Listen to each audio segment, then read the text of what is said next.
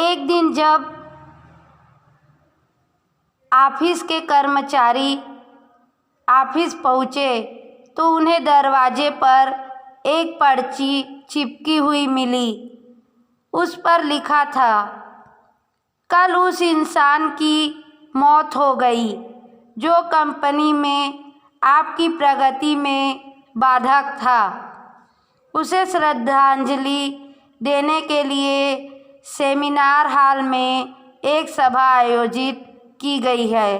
ठीक 11 बजे श्रद्धांजलि सभा में सबका उपस्थित होना अपेक्षित है।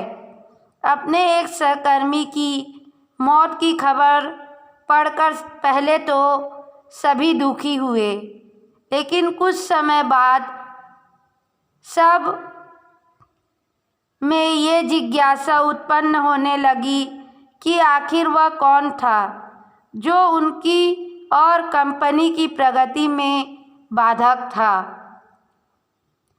11 बजे सेमिनार हॉल में कर्मचारियों का आना प्रारंभ हो गया। धीरे धीरे वहाँ इतनी भीड़ जमा हो गई कि उसे नियंत्रित करने के लिए सिक्योरिटी गार्ड की व्यवस्था करनी पड़ी। लोगों का आना लगातार जारी था।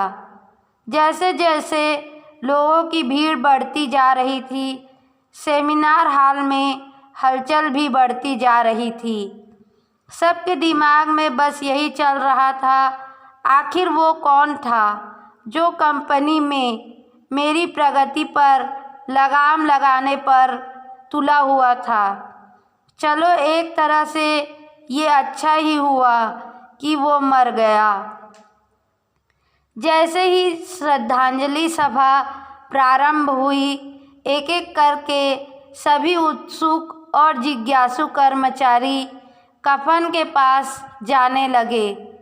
करीब पहुंचकर जैसे ही वे कफन के अंदर झांकते, उनका चेहरा फक पड़ जाता, मानो उन्हें सदमा सा लग गया हो।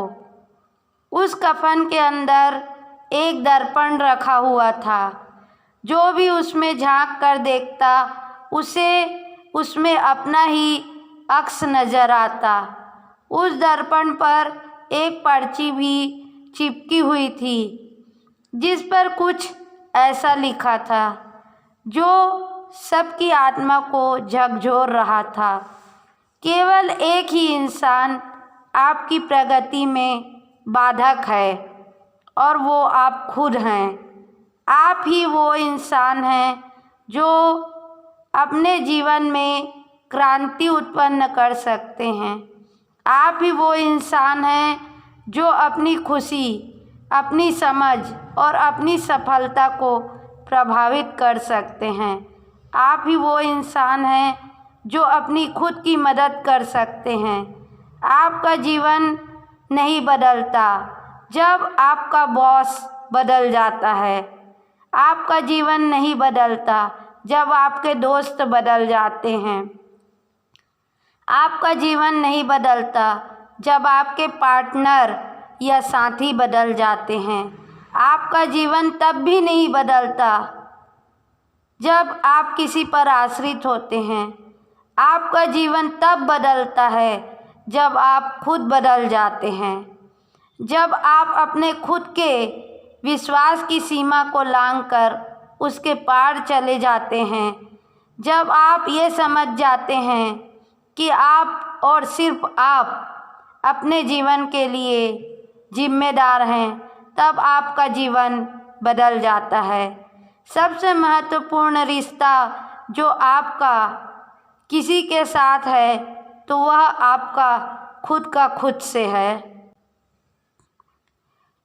आपको ये स्टोरी कैसी लगी, आप अपने कमेंट्स के द्वारा हमें अवश्य बताइए और पसंद आने पर लाइक और शेयर करें और ऐसे ही स्टोरी के लिए मेरे चैनल को सब्सक्राइब करें।